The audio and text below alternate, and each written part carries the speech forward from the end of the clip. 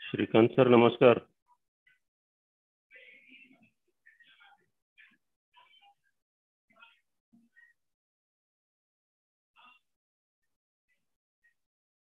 Hello.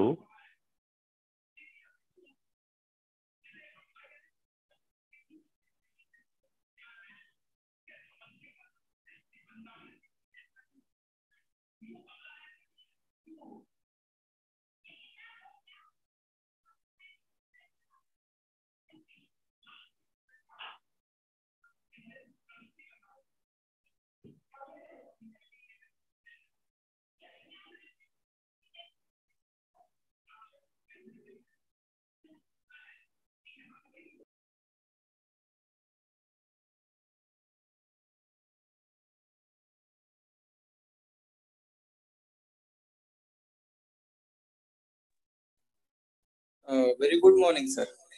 Good morning, sir.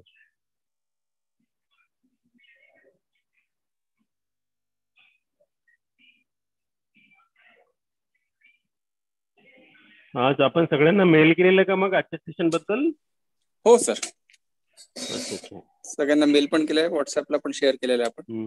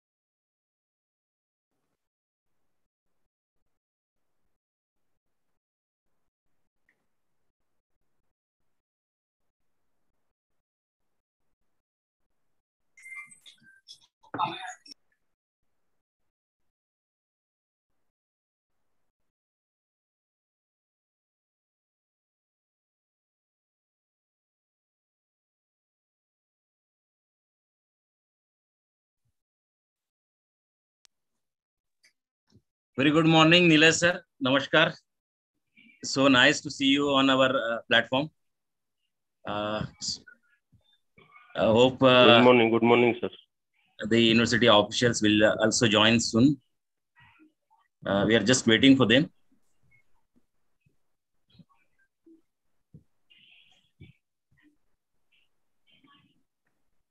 I just talked to Kaldas Chavan sir, Registrar of the Maharashtra University of Health Sciences, Nashik, and our university observer, Dr. Eknath Kulkarni sir. He's going to join very soon. As soon as he joins, we will start the program.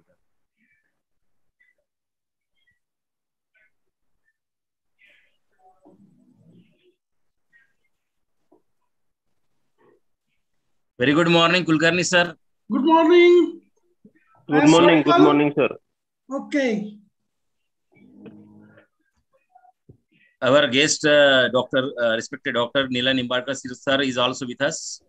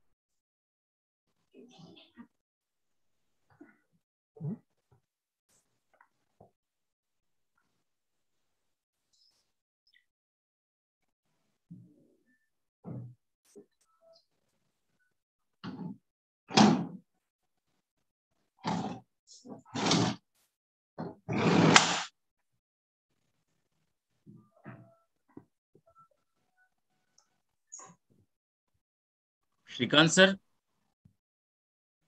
Yes, Shrikant sir. sir, can you hear me? Yes, we can start the program now. Sure, sir. Very good morning, one and all.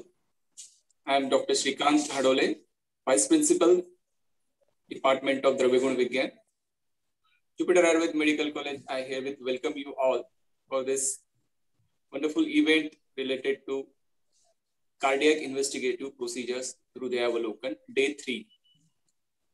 This is a program which is jointly organized by Jupiter Ayurved Medical College and Tyroni Ayurved Hospital, Nagpur, and Rog Nidan and Vikruti Vigyan PG Association.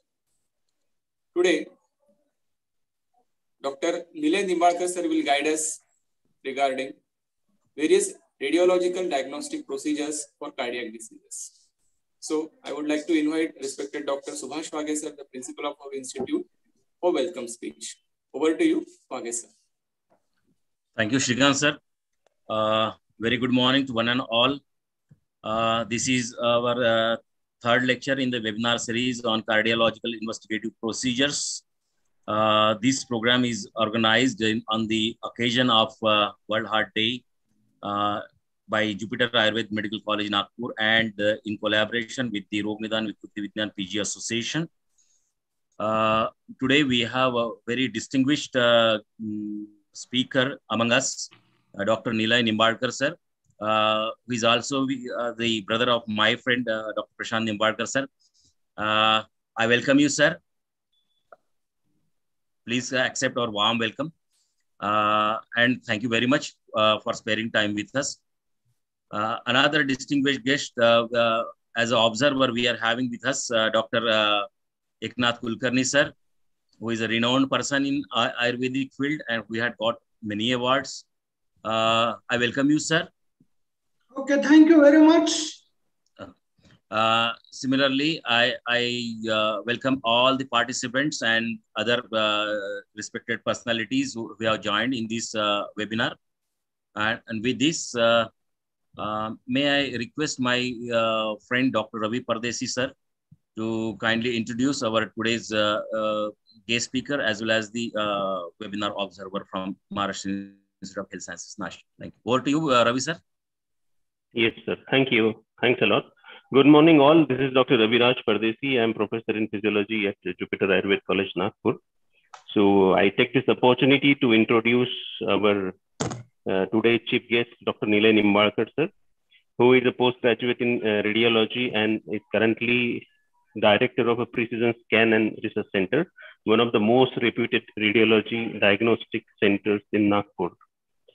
And he has experience of doing cardiac CT and MRI imaging, CT angiography, body imaging, and CT guided procedures.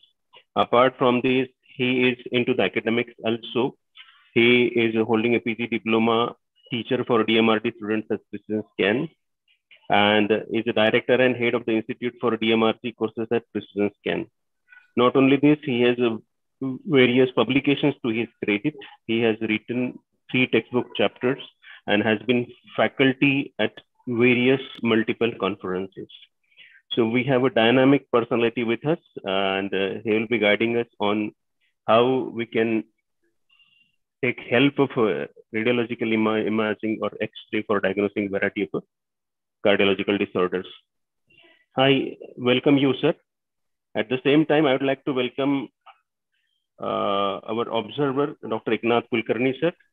I know him as an enthusiastic person whose enthusiasm and dedication is directly proportional to his seniority.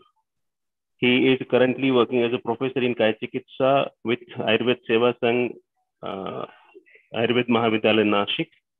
And he has over 25 years of experience and is editor of Ayurved Patrika, which is a reputed journal in the field of Ayurveda.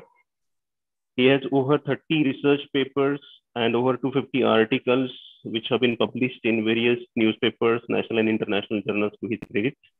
He has received Ideal Teacher Award twice, Dhanvantari and Lifetime Achievement Award, and 12 other awards for medico-social services. He is editor of 4 books. He has guided over 20 PG students, and currently 2 students are doing PhD under his guidance. So I welcome you also, sir. And with this, I hand over stage to Dr. Nilay Nimalkar and request him to guide audience. Thank you, sir. I will sir, you share can my share screen the now. screen. Yes, sir. Yes. Yeah. Thank you.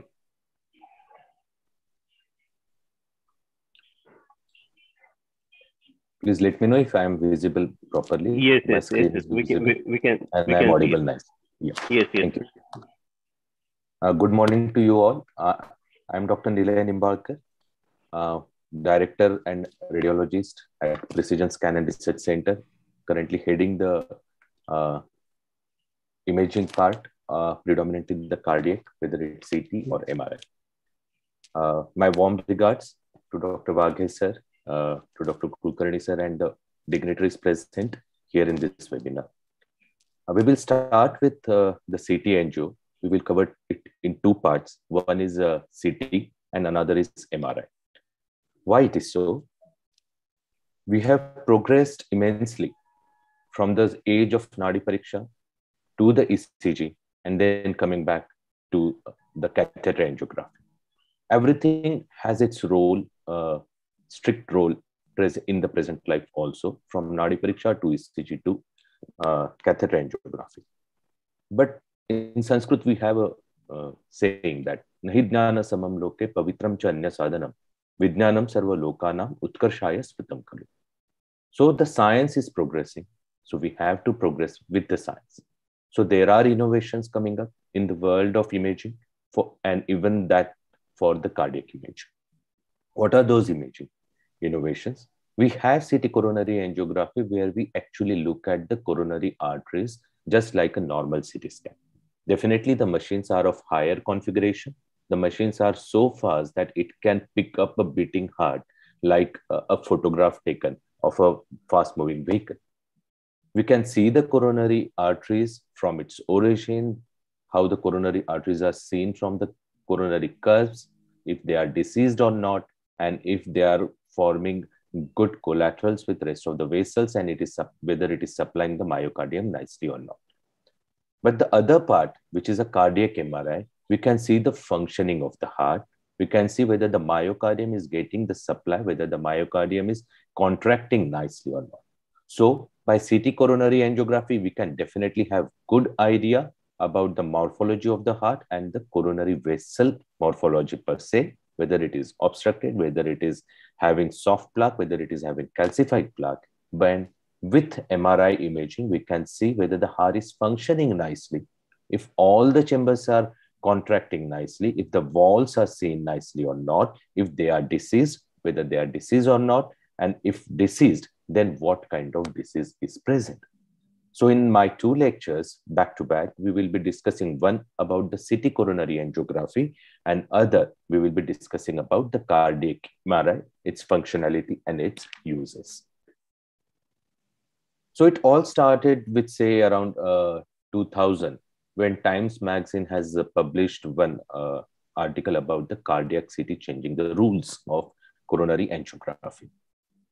That time it was very much hyped that cardiac CT is going to change everything. Cardiac CT is going to replace catheter angiography. But one thing we should keep in mind that cardiac angiography will give us about the anatomy of coronary vessels and minimal functioning of the coronary vessels. It is not going to give us any variations in the flow at particular level of narrowing. And definitely catheter angiography holds the part of being the most accurate method for identifying the stenosis in that particular coronary vessels. These are the beautiful images of beating heart, which is showing that the coronary arteries arising from its origin, passing into its respective places, RCA in the right atrioventricular groove, LCX in the left atrioventricular groove, and LAD in the anterior interventricular groove. If these vessels are properly placed, we have to look at those vessels, whether they are narrowed, whether they are not. Multiple studies have shown that the sensitivity and specificity is increasing day by day. These predominant studies are done on the 64 slice machine, but now we have 128 slice, 256 slice machines, which are faster, more accurate. And the softwares have developed in such a way that we can negate the deposited calcium in the coronary vessels to see whether the narrowing is properly evaluated or not. There are few contraindications that we must know about doing a coronary CT angiography. A patient who is in failure and having heart rate of more than 100, we should not give the drugs which like beta blockers, which we usually give to reduce the heart rate to the desired range. So that is one contraindication. Second is the renal failure, because the contrast what we inject is definitely having some side effects on the kidney. And if the kidney is already in failure, then we might exacerbate that failure.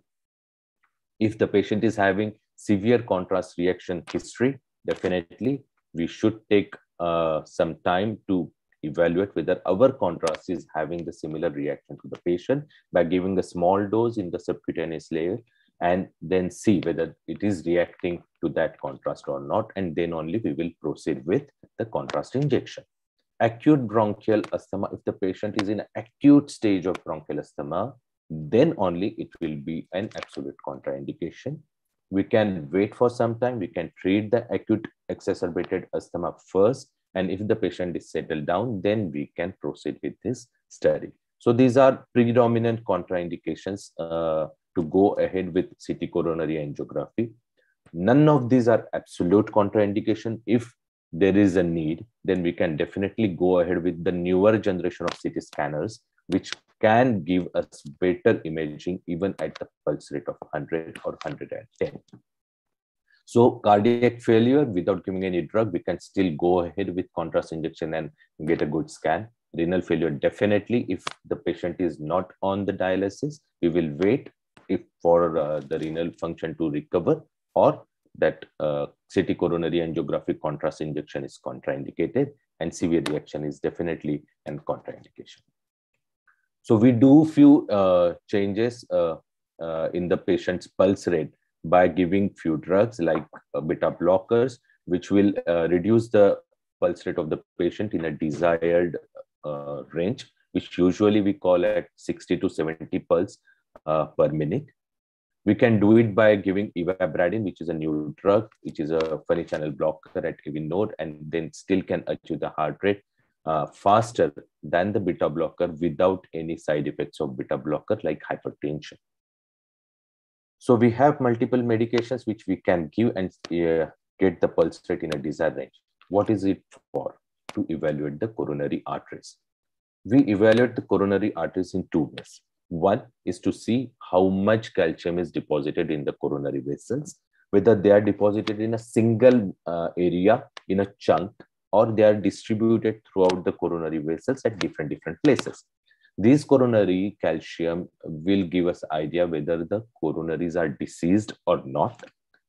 If absolutely normal, in a young patient, we can definitely assure them that your coronaries most likely will be normal.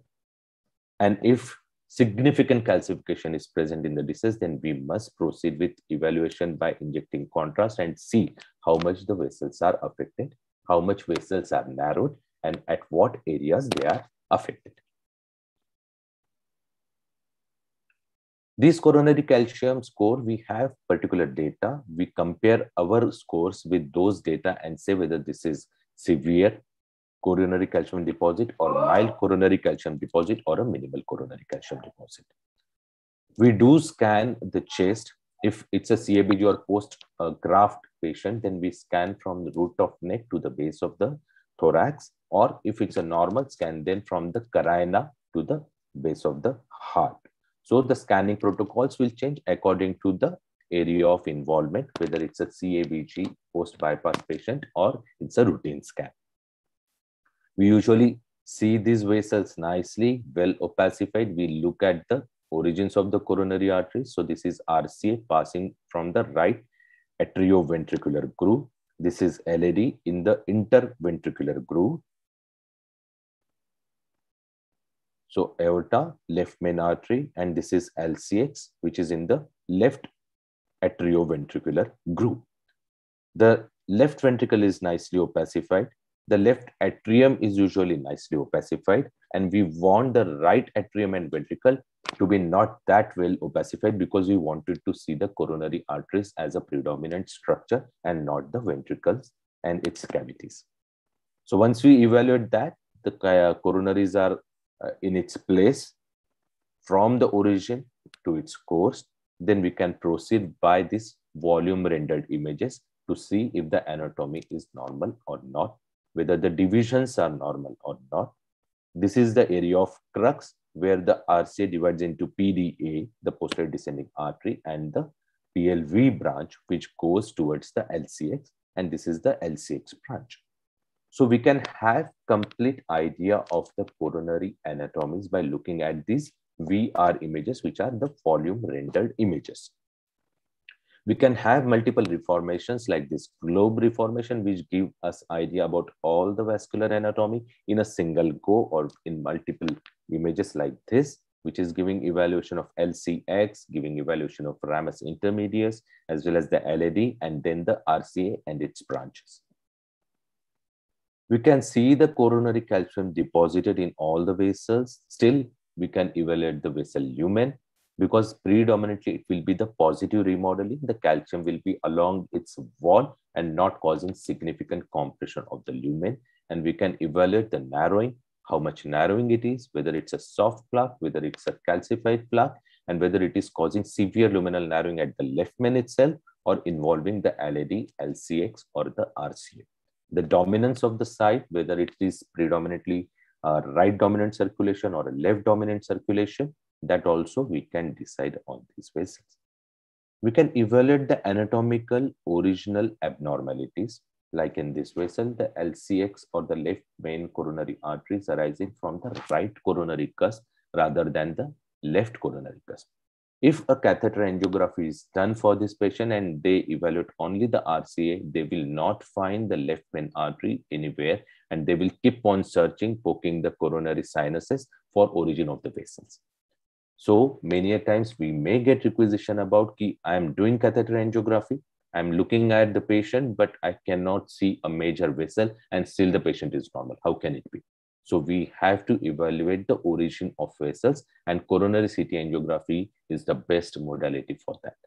So with whether the plaque evaluation, calcified, soft plaque, we can nicely evaluate the anomalous origin of coronary vessels, whether from the right coronary cusp or the left coronary cusp. This has a very significant impact in health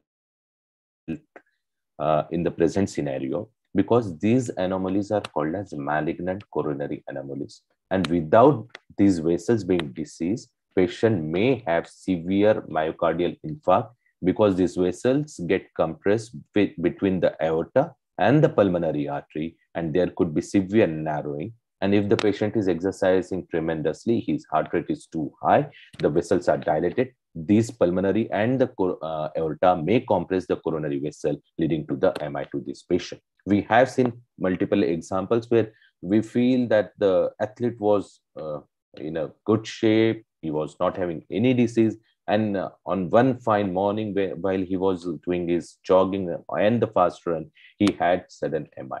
So one of the possibilities is that he may have an anomalous coronary artery origin, which is passing, which may get compressed with high exercise load and leading to the myocardial infarct in these patients. So this is another example where right coronary artery arising from the left coronary cusp and getting compressed between the pulmonary artery and the aorta. So these are different anomalies where the patient is otherwise absolutely perfect. He's not having any disease. So these could be a cause for his presentation. Then we evaluate the vessels for the calcium deposit, for the soft plaques present, how much is the narrowing, whether it is extending in the peripheral vessels, in the PDA or PLV, as well as rest of the vessels or not. We look at the calcium, look at the vessel lumen, and we can calculate how much percent narrowing is there. Now, it is not only the percent narrowing which is affecting the treatment modality, but there is very important aspect to it, is a vulnerable plaque. So vulnerable plaques are the plaques which are there and which can rupture in a sudden event, leading to embolus in the distal coronary vessels. So the CT coronary angiography is the only modality which can identify whether the plaque is a vulnerable plaque or not. Multiple studies have done and which have shown that there are few cases which suggest that this plaque is a vulnerable plaque. One of these is a soft plaque, which is predominantly a lipid-laden plaque. That plenty of fat is deposited at the center of the plaque and having a thin capsule. If that capsule ruptures, then whole of the plaque can just load all the fat into the vessel, which will go into the distal vessel and obstruct the periphery of the vessel. So a soft plaque is a character of vulnerable plaque. Then there are few signs which we identify on CT, one of which is a napkin ring sign, a soft plaque, and a positive remodeling plus spotty calcifications. These are the early calcifications which are happening at the center of the plaque. So all these characters give us idea about the vulnerable plaque. Now, if a CT coronary angiography can evaluate all these things, can it be evaluated on catheter angiography? No, it cannot be nicely evaluated because there are few fallacies in catheter coronary angiography. What are those? Catheter coronary angiography is actually a luminograph. Means it will evaluate the lumen proper, but not the wall. If you are missing the wall, definitely you are missing what characters this plaque is. That's why you are missing the vulnerability of the plaque. So you may get an idea that, yeah, the coronary vessels are affected, but the narrowing is mild. It is around 30 to 40%, so nothing has to be done. And if you do CT coronary angiography in those patients, and what we see is a soft plaque which is lying along the periphery of the wall, which is lipid-laden, which is having all characters of a vulnerable plaque and there to burst into the vessel to cause occlusion of the distal vessel leading to MI. So characterization of the plaque is having immense role in imaging to identify the vulnerable plaque and then leading to its diagnosis and treatment to stabilize that plaque. The CT coronary angiography is also very useful in identification of the stent, its patency, whether the flow is nice and crystal clear in the vessel distal to the stent, proximal to the stent, whether there is any other disease which is actually causing the obstruction other than the areas which are already put with the stent. So identifying those areas is really important. Evaluation of the stent is really important. We can actually calculate the Hounsfield values within the stent lumen to show that whether the stent is having any disease or not, and whether there is any disease distal to the stent causing significant luminal narrowing. We can evaluate the coronary bypass grafts. Here again, the catheter angiography don't want to intervene because most of the time these patients are having significant plaque load even in the arch of aorta, and they may dislodge that plaque into the periphery vessels. So what we need to evaluate the vessels from its origin to the bypass graft anastomotic sites, and even we can see the distal vessels. We can see the vessel origin nicely. We can evaluate the vessel which is grafted, and we can see the LAD or the vessel which is given the supply through this graft and good distal vessel opacification. So all these evaluations are done without putting up a catheter in the vessel. We are just injecting contrast. We have better machines. We can evaluate from the origin of the graft to the distal vessel and give us the proper diagnosis whether this vessel is diseased or not. We can, if the diseased vessel is put with the stent, we can see the stent in the graft also, and whether there is any further soft plaque formation distal to the stent in the graft vessel. So this is an SVG graft put. It was having some vessel disease. Then we had put the graft in this vessel, which is showing good luminal opacification, and then the soft plaque distal to the graft site. So the VR image is giving better idea about the anastomotic sites than the vessel evaluation from its origin to the anastomotic site and then the distal vessel. So it's a comprehensive evaluation.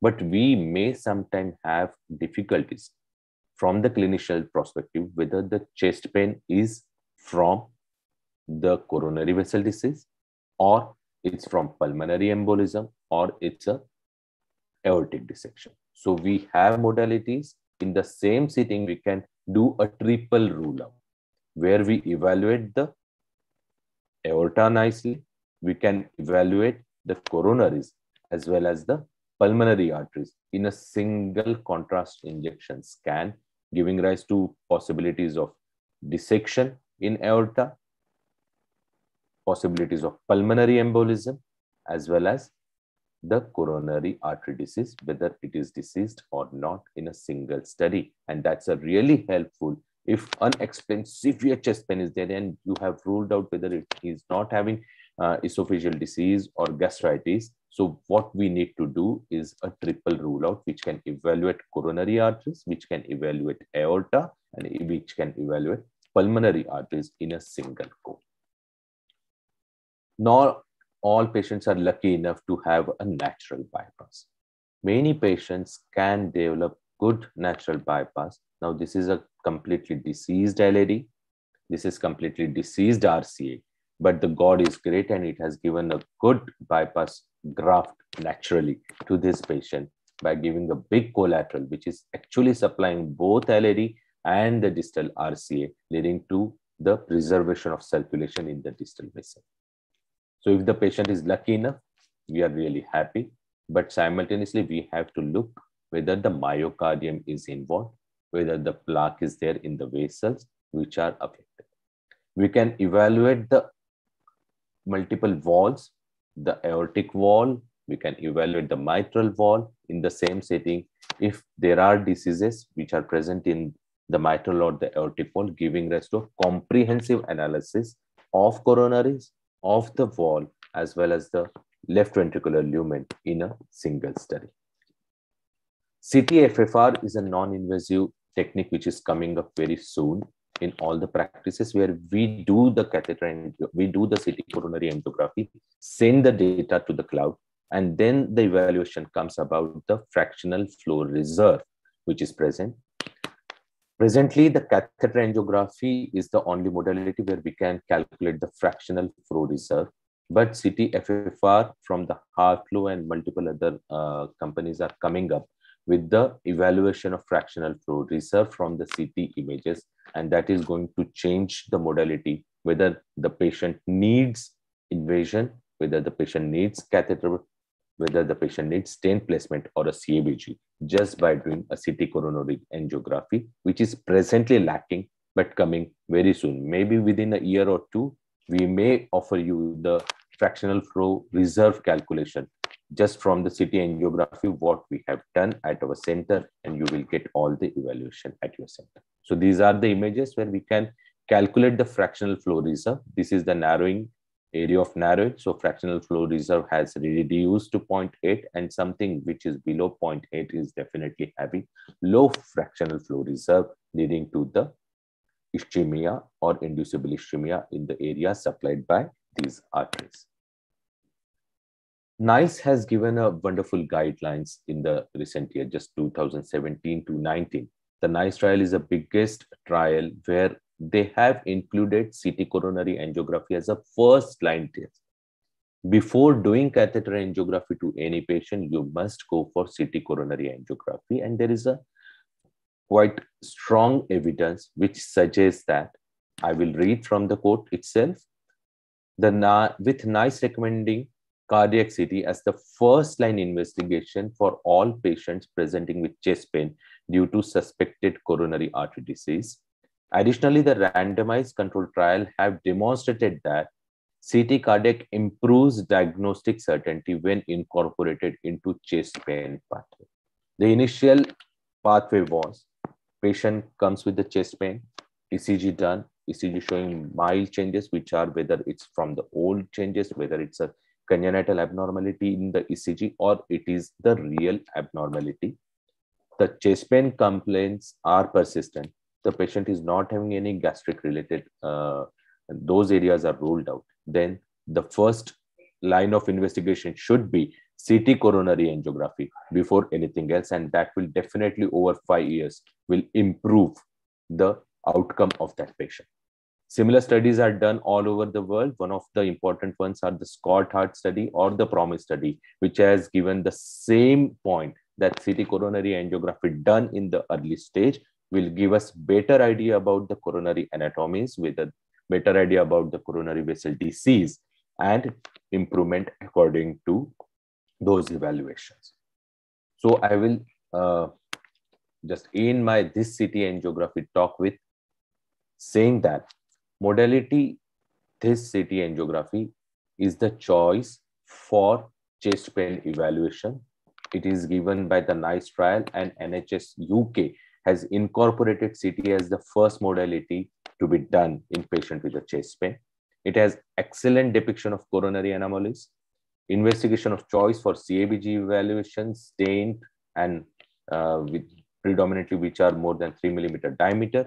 It best identifies the unstable plaque, and the future trends with CT-FFR is a non-invasive technique and will be giving us idea about whether the intervention has to be done for this patient or not. The radiation dose, which is one of the concerns for CT angiography, is reducing significantly with the newer technique, newer imaging machines. The radiation dose has gone down so significantly that we need not to worry about the radiation imparted or given to the patient with CT coronary angiography in the present scenario. So we are ending our first talk, and I will swiftly move to the next talk, which is the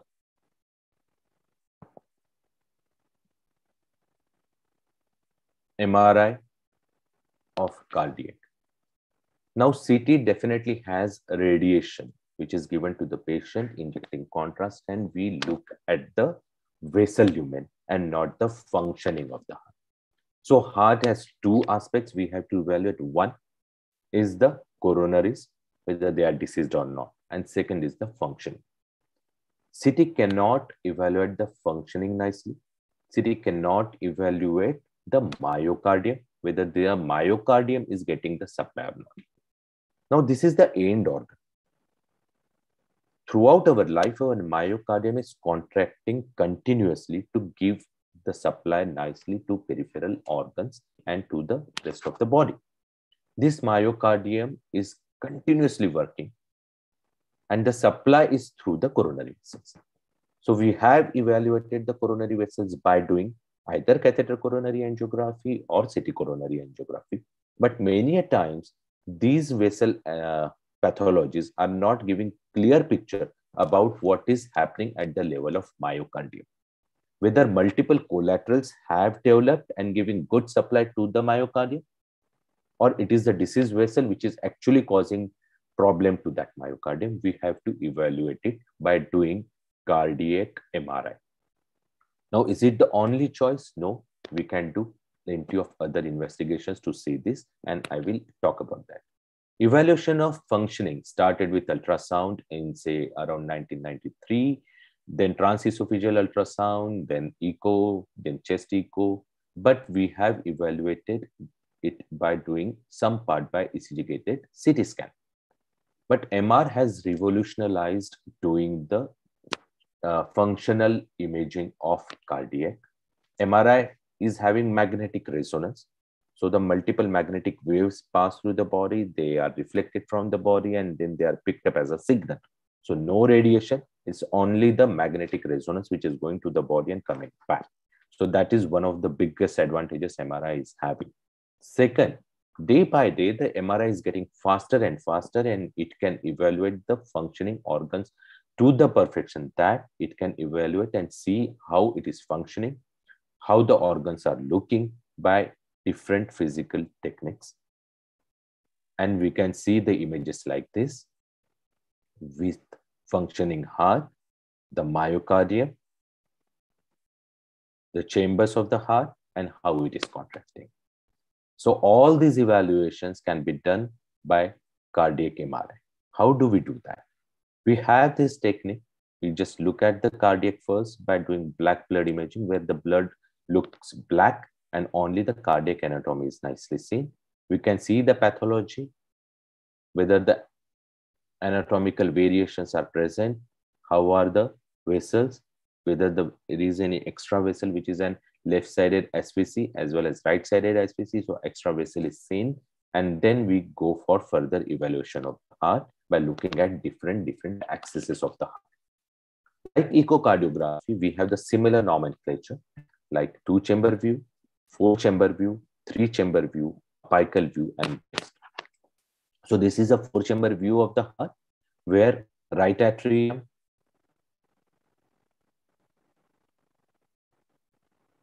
right ventricle, tricuspid valves, left atrium, left ventricle, the mitral valve, origins of pulmonary arteries, origins of aorta are nicely evaluated.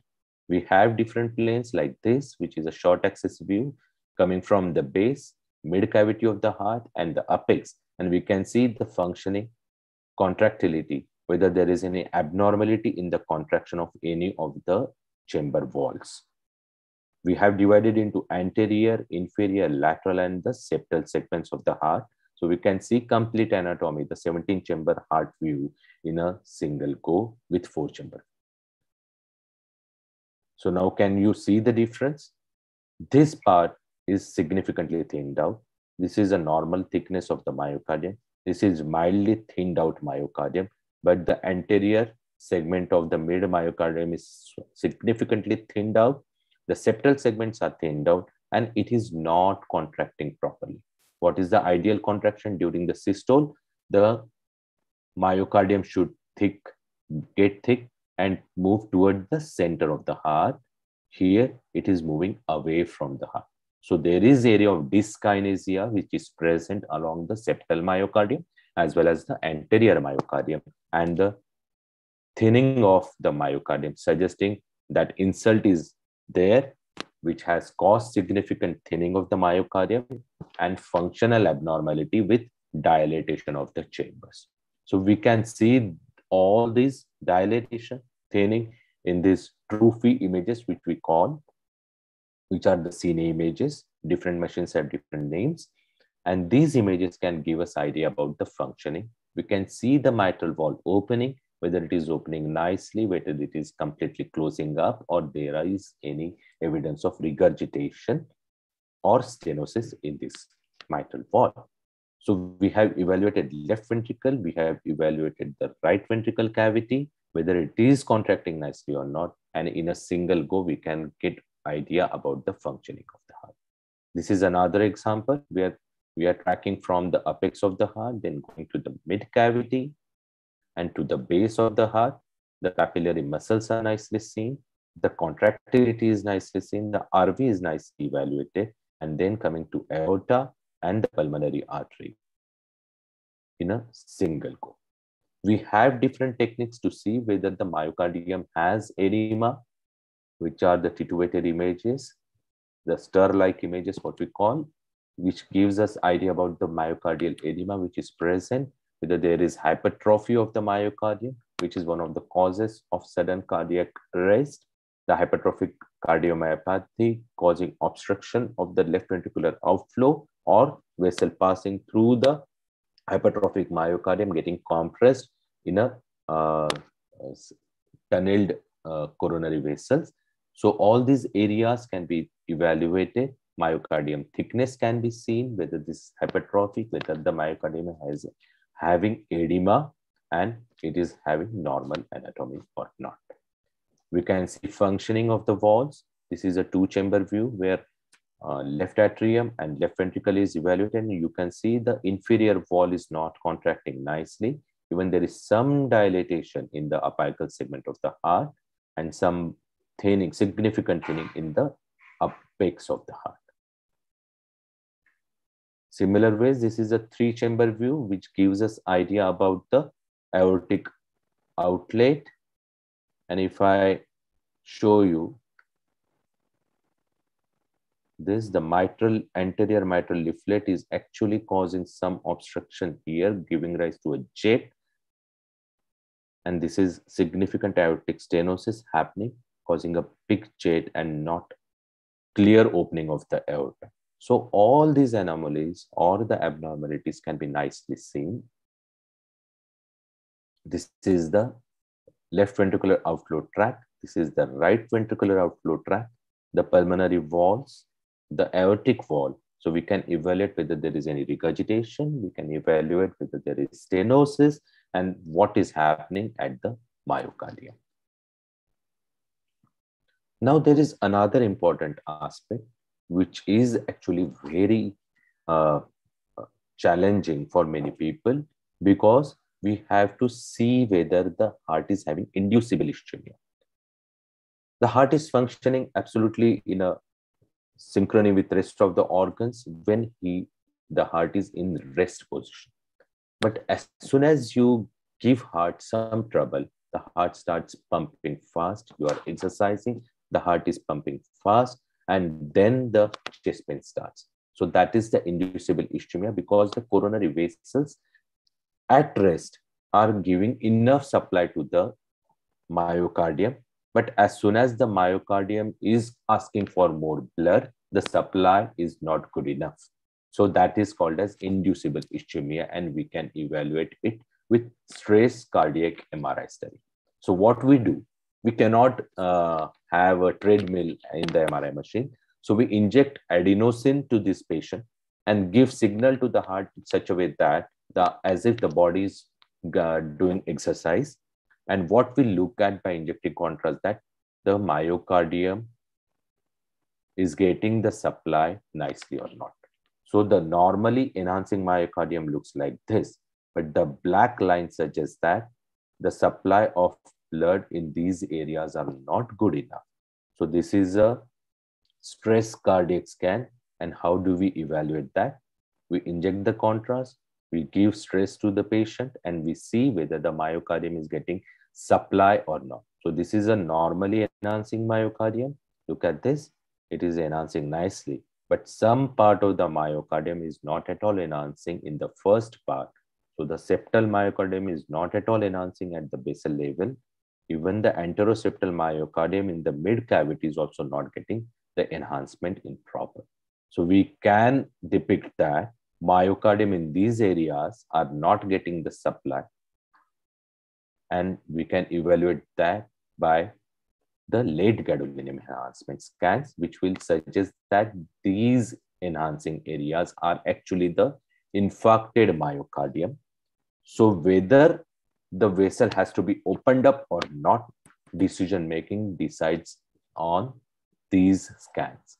So now if you have a vessel which is nearly 80 to 90% obstructed, say LAD or LCX, and now the patient comes for the stress cardiac MRI imaging or the viability imaging, and we see that this area, the LCX area, is absolutely gone.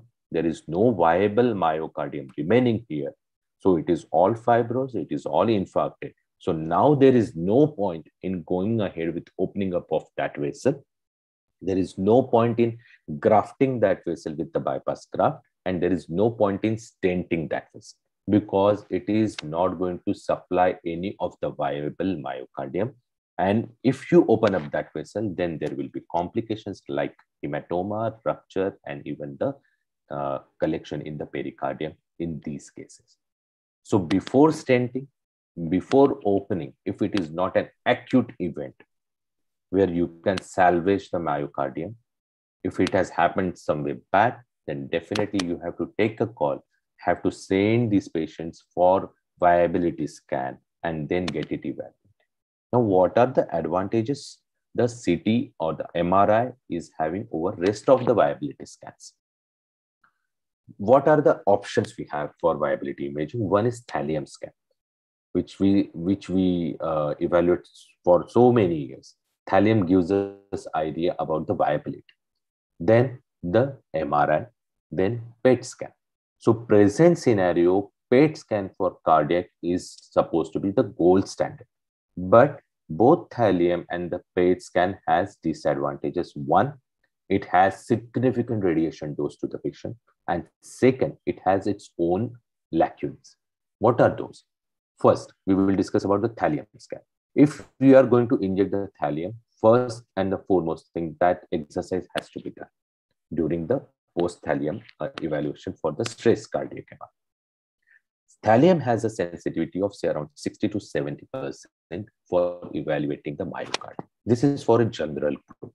And if you have female patient, then definitely because of the anterior chest wall soft tissue, which are bigger than the male chest, the thallium is going to reduce its sensitivity significantly in those cases. Now, who are the people who will be going for thallium scan or the viability scan? Predominantly, these are the people who are above the age of 60 or 50 nowadays. If these patients, we put them to a stress, are they really going to achieve that particular stress level on a physical stress machine or a treadmill scan? It is virtually impossible for a 60 to 70-year Agrawal lady to do a stress scanning or do an exercise on the treadmill for 10 minutes to achieve the level which is required. So there are plenty of disadvantages and the sensitivity is down. Now, MRI cardiac is done in a cardiac machine, MRI machine, and we don't have to put them on a stress. That is one. We can negate the anterior chest wall soft tissue very easily. We don't have any issue with that because MRI is a three-dimensional imaging. We can do it in axial, coronal, sagittal, in any ways, and we can have all volumetric data in a single copy. Plus, we evaluate the heart in 3 to 4 categories. Now, what are these categories? We see the functioning and thinning of the myocardium. We inject the contrast and see whether there is any perfusion abnormality. We put them on stress to see whether there is any inducible ischemia. We have late gadolinium enhancement scan, which gives us idea about the fibrosis or the infarct, which is virtually impossible with rest of the scans. So definitely PET is the gold standard, but immediately to the PET, CMR gives us the best results, and that too without any radiation to the patient. So what are the stress studies we do? We take normal scans, we inject the adenosine, do the stress cardiac MR, then do the rest cardiac MR, and then what we see. So this is a stress scan, this is a rest scan, and what we can see that definitely there is blackening of the septal myocardium here, which has reduced significantly on the rest scan, and the anterior myocardium at the basal segments, which is not seen on the rest scan. So by putting the patient under stress and rest conditions, we can evaluate whether the patient is having inducible ischemia or not. Now we know which territory is supplying these cardiac segments, like anterior myocardium and the septal myocardium by LAD. And if the CT coronary or the catheter coronary angiography is showing that there is vessel disease in the LAD, there is vessel disease in the LC, there is vessel disease in the RC. And if you want to just stent one of the vessels, which is really important, then that vessel will be the LAD and not the L6 or the RC. So by evaluating stress imaging, we can see whether there is any wall motion abnormality in a pictorial way.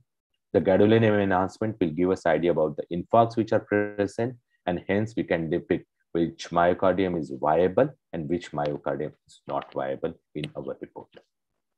We simultaneously see whether the myocardium is abnormal by some of the deposition diseases or hypertrophic cardiomyopathies or dilated cardiomyopathy. We can evaluate the fibrosis because these are the areas which will give the patient the ventricular tachycardias, which is really important for the prognostic matter. And we can see this in the same study, whether the patient is having hypertrophic cardiomyopathy, which part is involved, whether the outflow tracts are obstructed, and how much is the fibrosis present in hypertrophic cardiomyopathy. We can see different substrates where the arrhythmias are happening. We can see the ARVD, that is the arrhythmogenic right ventricular cardiomyopathy, whether it is associated with the left ventricular cardiomyopathy, whether there is dilatation of the chambers, and all this evaluation can be done in the same MRI CT.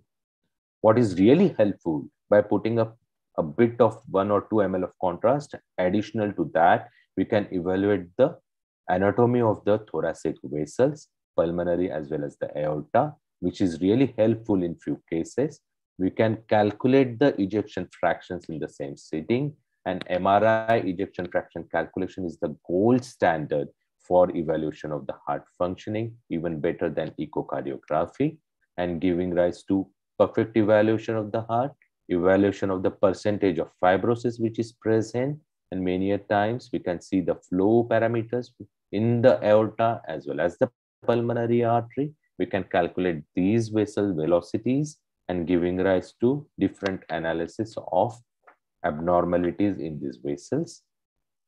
We can evaluate whether there is any tumor, whether the thrombus is present or a tumor, whether the infarcted myocardium, and how much is the thrombus present along its wall and in the cavity, and all these evaluations in a single go.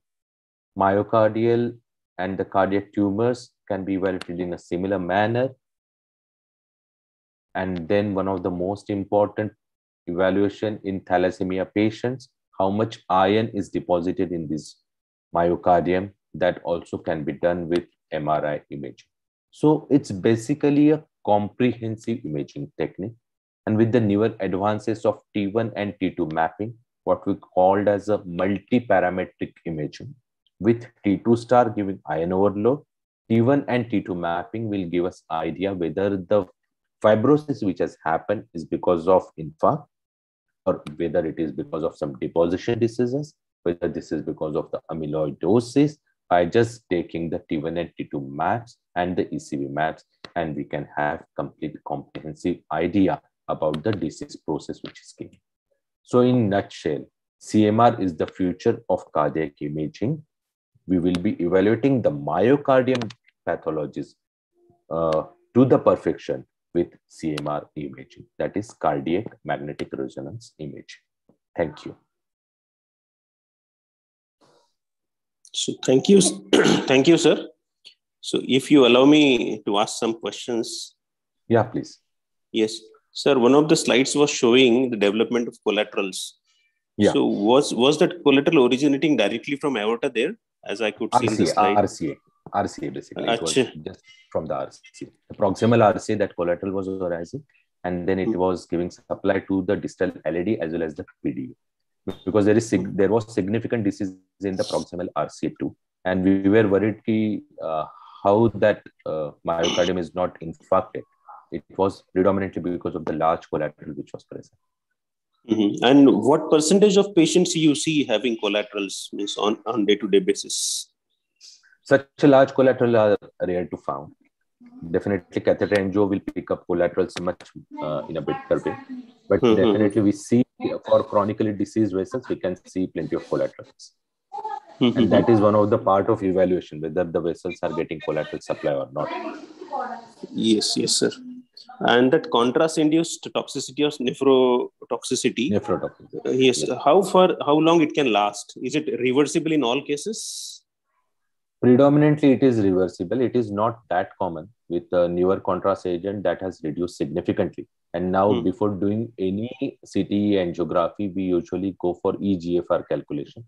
And if the eGFR is predominantly above 30, we don't find much complications related to contrast-induced nephropathy. It is predominantly the patient who is already in nephropathy. We should not give contrast. If already he is in some kind of disease by a renal function abnormalities there, then we should not immediately inject contrast. We should wait for that function to recover, and then we can definitely inject. So we don't want to have additional pressure to the kidney. That's it. Yes, sir. Yes. You spoke about visualization of a calcium deposition, atheroma. Yes. What about thrombus? Thrombus. So the thrombus is the same thing, atheroma, plaque, and then the evaluation of the thrombus in 2 or 3 different, whether it's a soft plaque, whether it's a hard plaque, whether it's a fibrofatty plaque. Then nowadays we have a significant evaluation of those areas. If you allow me, I can show those slides also. Yes, sir, where please. We can actually calculate what percentage of plaque is fibrous plaque, what percentage of plaque is calcified, and what percentage of plaque is fatty plaque. Do you want me to show those images also? Yes, yes, sir. Just give me.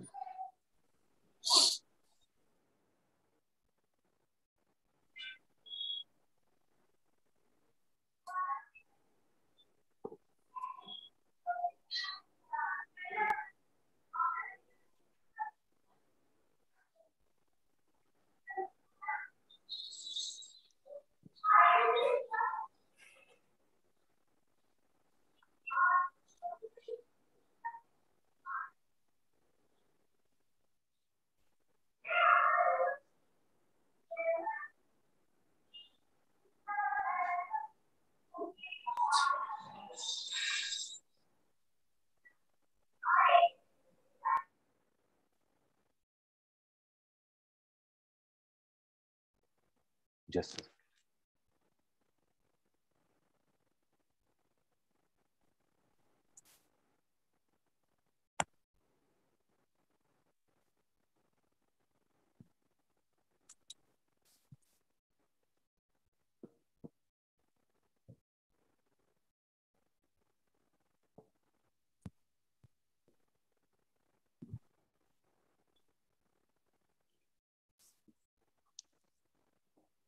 is my screen visible?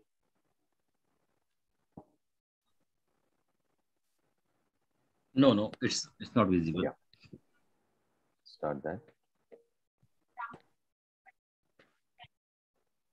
So these are the, is it visible now? Yes. Yeah. So this is a slide which shows us that what kind of thrombus is present. Now each and every plaque is having different HU values. And according to those HU values, we can actually calculate what HU value plaque is present. So calcium has having something like HU value of more than 600.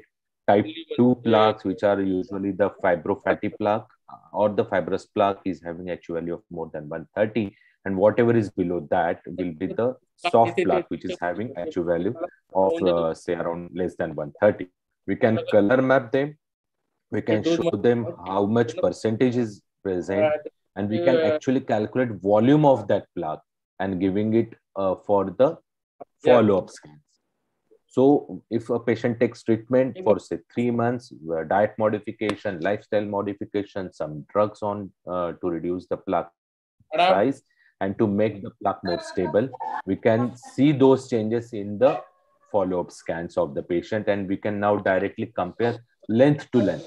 Achha. So LED from say around 10 centimeter of LED, evaluated initial scan. We repeat the scan after say around 2 to 3 months post-treatment, and we again evaluate the same length of the LED and see how much percentage of plaque modification is done. Whether the plaque has gone from the soft plaque to the fibrous plaque, which is a good thing, and then from the fibrous plaque to the calcified plaque, which is a more stable plaque rather than a bad plaque causing more obstruction. So plenty of patients may be refractory to the treatment. Some may respond wonderful to those treatment modalities and can show us that there is significant conversion of soft plaque into fibrous or a calcified plaque, which is a definitely a better plaque to have rather than a soft plaque which may rupture at any time. So these are the imaging, and we have those softwares with us where we can evaluate actual percentage of plaque, what kind of plaque these are, and how much narrowing they can cause. Yes, sir. Thank you. Thank you, sir. One last question from me. As radiology is advancing in diagnosing variety of diseases to the most precise extent, so do you foresee any future that radiology or interventional radiology will enter into the therapeutics also as far as cardiological intervention is concerned? Actually, therapeutic, rather than just into therapeutic, basically the evaluation part will only increase. Right now, the CT-FFR will change the role because CT-FFR is going to come very soon. Presently, the catheter has to be put in to calculate the FFR values, and it should cross the stenosed vessel to calculate fractional flow reserve distal to the vessel. But if the stenosis is so tight that they cannot negate the catheter distal to the vessel, then there will be less evaluation of the vessel distal to the stenosis, which we need to calculate. And that is only possible with CT angiography evaluation with FFR. And maybe in a year or two, definitely that is going to come. And then we will have CT FFR calculating and giving idea about whether that vessel has to be stented or grafted. And that definitely, that much part, definitely CT is going to play, not beyond that. Nobody is going to put any stent through CT, that's for sure. First of all, let me congratulate respected Nilay Nimalkar sir for this excellent and wonderful presentation of the subjects, and with those beautiful pictures and beautiful videos. Through this webinar series, we are coming across and to the various newer technologies, and we are adding to our knowledge. The other day when we conducted on echocardiography. That time we came to know about the spectral echocardiography, a new modality. It was altogether new for us from conventional echocardiography. Then in the talk on coronary angiography the other day, we came across this fractional flow reserve concept on CAG.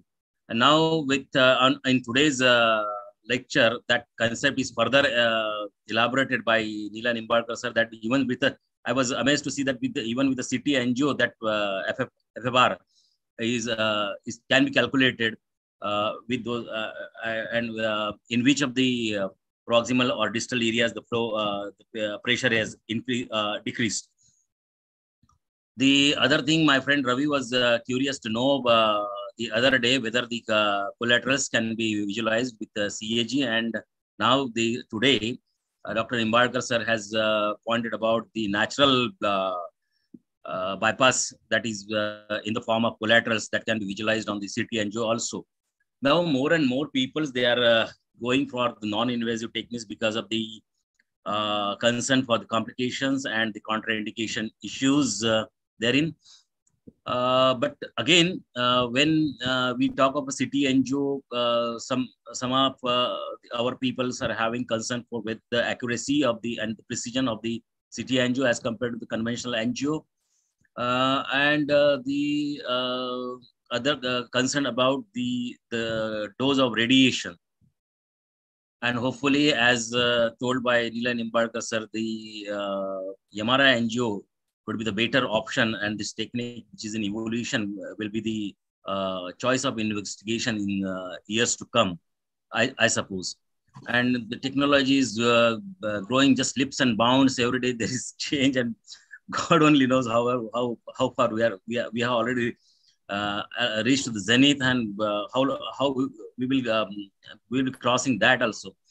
So before actually going for the formal vote of thanks, I would like to invite Dr. Eknath Kulkarni sir for his expert views and as a MUHS observer.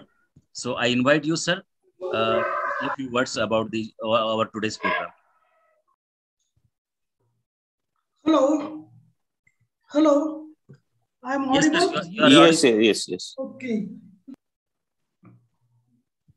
Respected Dr. Kaldas Chavan, Registrar of the Maharashtra University of Health Sciences, Dr.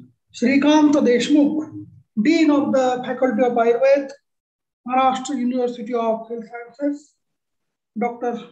Subhash Vaje, Principal of the Jupiter Ayurveda College.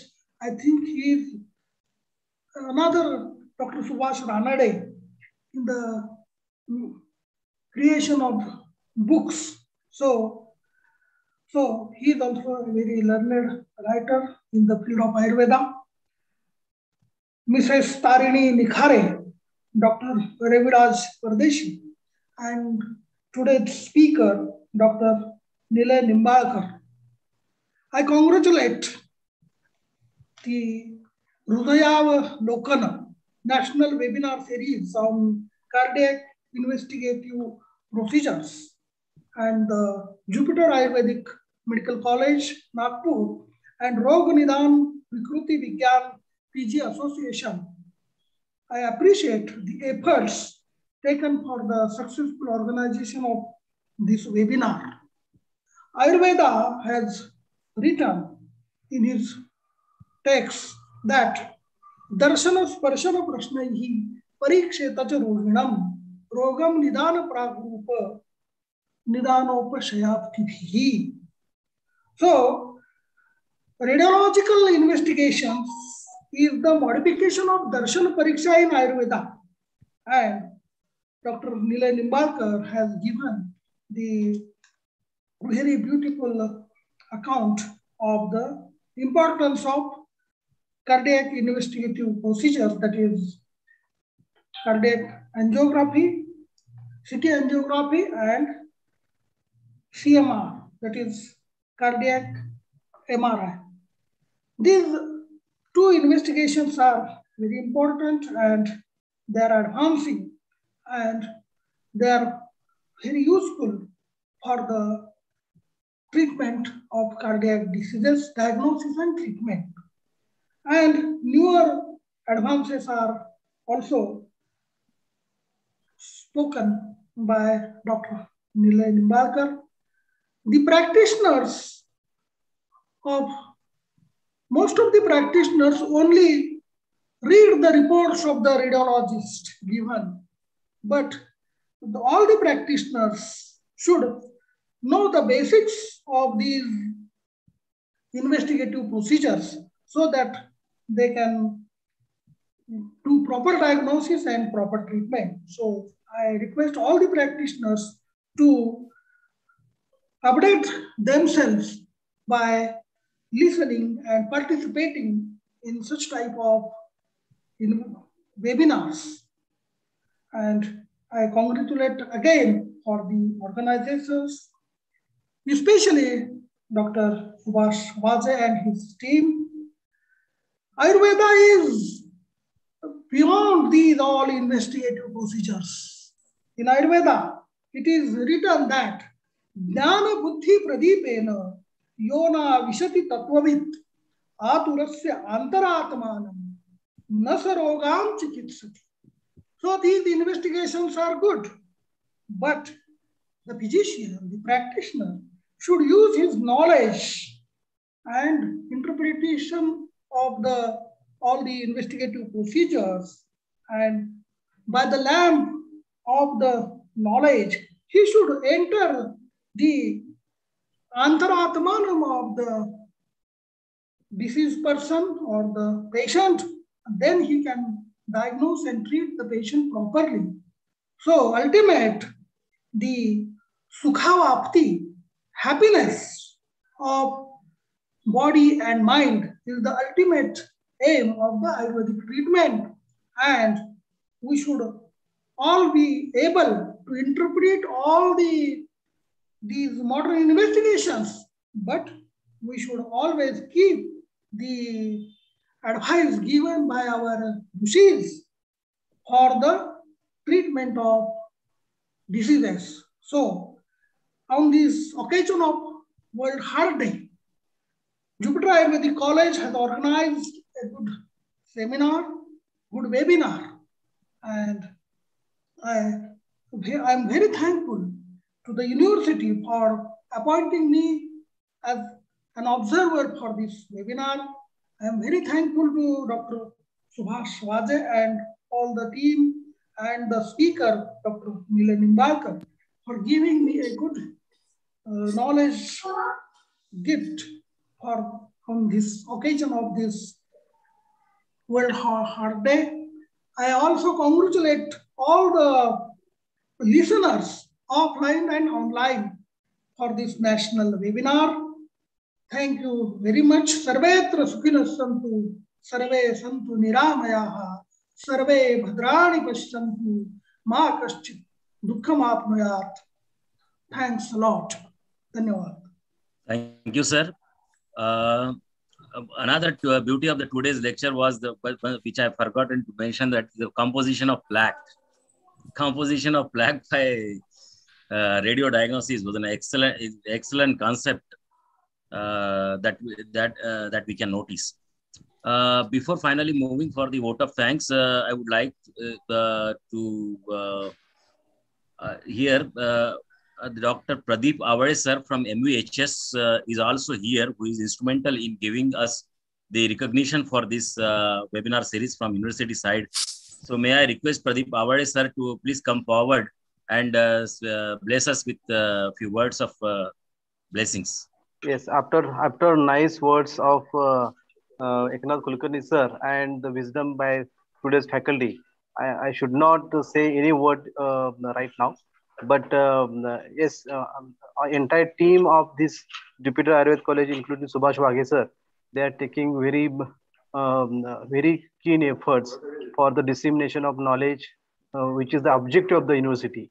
So creation, preservation, and dissemination knowledge, these are the objectives of Maharashtra University of Health Sciences, Nashik.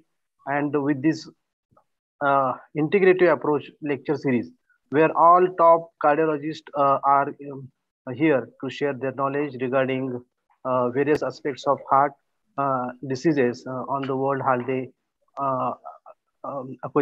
occasion. So, in a nutshell, I will come again on last day where all entire, because I am observing all lecture series and I will give my entire comments on the last day.